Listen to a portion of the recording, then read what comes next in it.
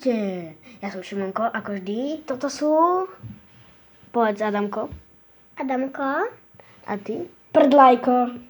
Takže, dneska sa pozrieme na ďalšie Bastafixové blbosti.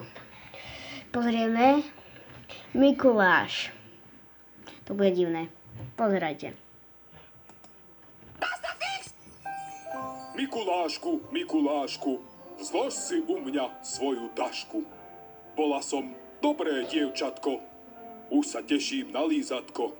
Sladké guľky, sladký roštek, dám ti za to veľký boštek.